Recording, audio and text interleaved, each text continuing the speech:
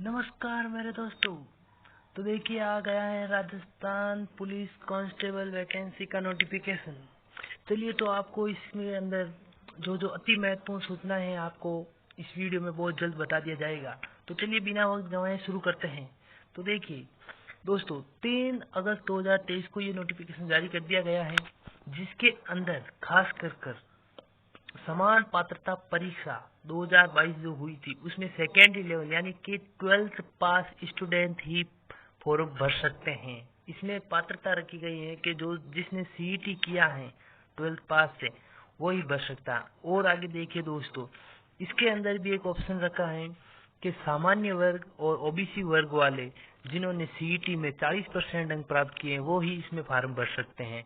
SC ST वाले जिन्होंने 36% अंक प्राप्त किए और टीएसपी एरिया वाले जिन्होंने 30% अंक प्राप्त किए हैं सीईटी में वो ही इसके अंदर पात्र हैं। ठीक है दोस्तों, इसी के साथ आगे बढ़ते हैं। तो आपको आगे जो दिखाई दे रहा है ये डार्क किया हुआ, इसके लिए जो आपको फॉर्म भरना है इसके लिए आपको OTR करना पड़ेगा। ठीक है दोस्तों, और इसके फॉर्म भरे जाएंगे 7/8/23 से 27/8/23 तक। ठीक है दोस्तों, तो बिना वक्त गए आप इसका फॉर्म जितना जल्दी हो सके भरना, क्योंकि बाद में साइट बंद भी हो सकती हैं।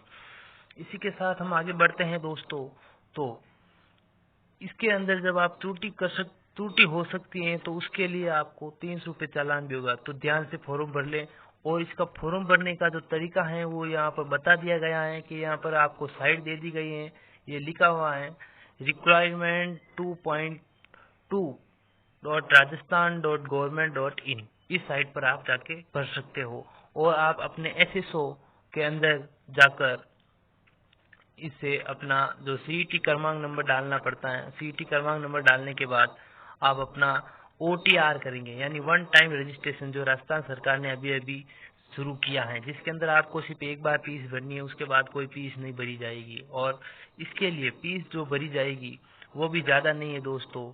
जो ओबीसी खास करके सामान्य वर्ग और ओबीसी में जो क्रीमी लेयर श्रेणी में आते हैं उनके लिए 600 रुपए है, और बाकी नॉन क्रीमी लेयर ओबीसी और SC ST के लिए 400 रुपए फीस है। ठीक है दोस्तों, इसी के साथ आगे बढ़ते हैं। तो यहाँ पर लिखा हुआ है शारीरिक दक्षता एवं आपतोल परीक्षा। इसके अंदर दोस्तों सबसे पहले आपका फिजिकल होगा।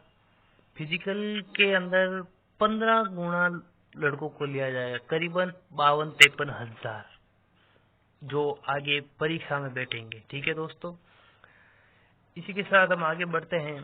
तो आपको बताते हैं कि आगे का अपना पॉइंट है। देखिए दोस्तों, योग्यता में देखिए दोस्तों इसके अंदर 2 पोस्ट दी हुई है जिनके लिए अलग अलग योग्यता है। एक तो जिला पुलिस या इंटेलिजेंस, जिसके लिए 12th पास स्टूडेंट चाहिए। ठीक है दोस्तों, और दूसरी पोस्ट है पुलिस दूरसंचार यानी कम्युनिकेशन के लिए। ऑफिस जॉब है ये पुलिस के अंदर, जिसके अंदर आपको भौतिक विज्ञान, गणित या कंप्यूटर तीनों में से किसी भी विषय में 12th पास होनी चाहिए। ठीक है दोस्तों, इसी के साथ हम आगे बढ़ते हैं। और अगर आप ड्राइवर पोस्ट के लिए अगर अप्लाई कर रहे हो तो आपके पास 1 वर्ष पुराना ड्राइविंग लाइसेंस होना चाहिए आवेदन से पहले। आगे की बात करते हैं तो आयु सीमा आती है दोस्तों। तो आयु सीमा अलग अलग दी हुई देखिए, जैसे कि 4 पॉइंट ऊपर लिखा हुआ है कांस्टेबल सामान्य या इंटेलिजेंस या पुलिस दूरसंचार बैंड और घुड़सवार श्वान दल आवेदकों के लिए। तो देखिए दोस्तों, सामान्य वर्ग के लिए 2006 के बाद जन्म नहीं होना चाहिए किसी भी स्टूडेंट का जो आवेदन कर रहे हैं सामान्य वर्ग में। ठीक है, पुरुष और महिला कोई भी हो। और EWS SC ST और OBC MBC के अंदर भी 2006 के बाद जन्म नहीं होना चाहिए। और जो सामान्य वर्ग में पहले की बात करें कि किस सन से पहले जन्म नहीं होना चाहिए तो वो है 2000, और SC ST BC और MBC के पूछे तो 1995। ठीक है दोस्तों, इसी के साथ हम आगे बढ़ते हैं।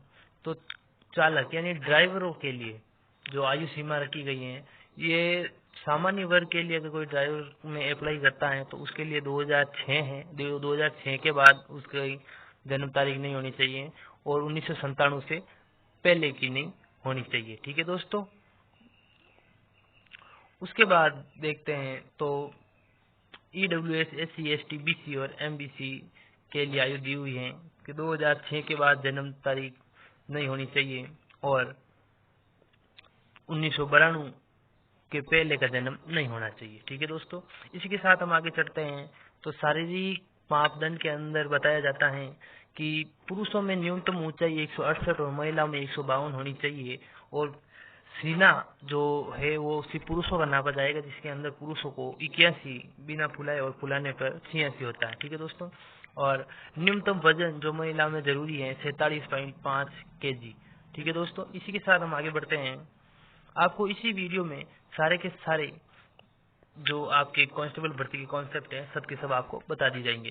तो इसी के साथ हम आगे बढ़ते हैं। आपकी जो शारीरिक दक्षता होगी, मतलब कि दौड़ हो जाएगी पहले, फिजिकल जो पहले हो जाएगा, उसके बाद आपका CBT यानी कंप्यूटर बेस्ड एग्जाम होगा 150 नंबर का। ठीक है दोस्तों, और जो कांस्टेबल बैंड में है उनका कोई एग्जाम नहीं होगा, यहाँ लिखा हुआ है कांस्टेबल सामान्य, दूरसंचार और कांस्टेबल चालक के लिए होगा। ठीक है दोस्तों, इसी के साथ आगे बढ़ते हैं तो जो कांस्टेबल चालक होते हैं उनके लिए दक्षता परीक्षण या प्रोफिशिएंसी टेस्ट होगा अलग से 30 नंबर का, और जो कांस्टेबल चालक सामान्य और दूरसंचार है उनके लिए खास करके NCC, होमगार्ड या पुलिस संबंधी कोई सर्टिफिकेट हो तो उसके 20 नंबर मिलेंगे। ठीक है दोस्तों, इसी के साथ हम आगे बढ़ते हैं।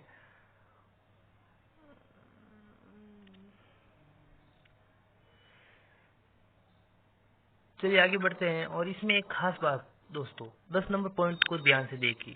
शारीरिक दक्षता परीक्षण, इसके अंदर बताया गया है कि जो भी अभ्यर्थी को इसमें शामिल किया जाएगा शारीरिक दक्षता दौड़ में, उसे शारीरिक एक चिकित्सक से, राजकीय चिकित्सालय से जो अपने शारीरिक रूप से योग्य होने के लिए एक सर्टिफिकेट लेके आना पड़ेगा, वहां से लिखवा कर डॉक्टर से। ठीक है दोस्तों, इसी के साथ आगे बढ़ते हैं।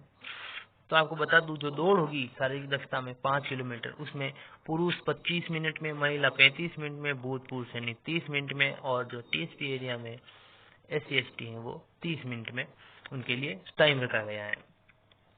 चलिए इसी के साथ हम आगे चलते हैं, और आगे आता है हमारा पेपर दोस्तों, जो कंप्यूटर बेस्ड होगा, जिसके अंदर 150 क्वेश्चन आएंगे, 150 नंबर के होंगे और 2 घंटे का पेपर होगा और 1/4 इसका नेगेटिव पॉइंट होगा। ठीक है दोस्तों, तो इसके अंदर आपके जो मैथ, रीजनिंग और कंप्यूटर संबंधी 60 क्वेश्चन आएंगे, यानी सर्वाधिक क्वेश्चन इनसे ही पढ़ेंगे।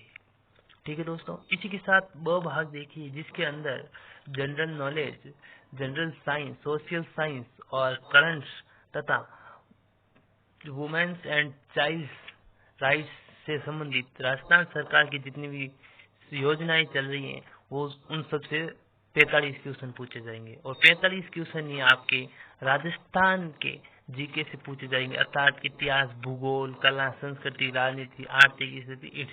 ठीक है दोस्तों, इसी के साथ हम आगे चलते हैं और आपको बताते हैं कि इसमें भी एक किया हुआ है कि जैसे कि सामान्य वर्ग और OBC वर्ग को 40% लाना जरूरी है, और SC ST को 36% लाना जरूरी है, और ट्राइबल्स वर्ग के लोग हैं जो TSP एरिया में, उनको 30% लाना जरूरी है इस पेपर में।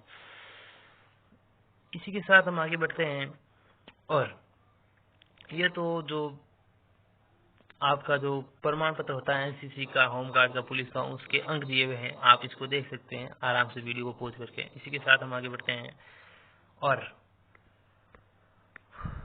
देखिए दोस्तों, हम आ गए हैं महत्वपूर्ण सूचना। धन्यवाद दोस्तों, तो इसी के साथ हम वीडियो समाप्त करते हैं।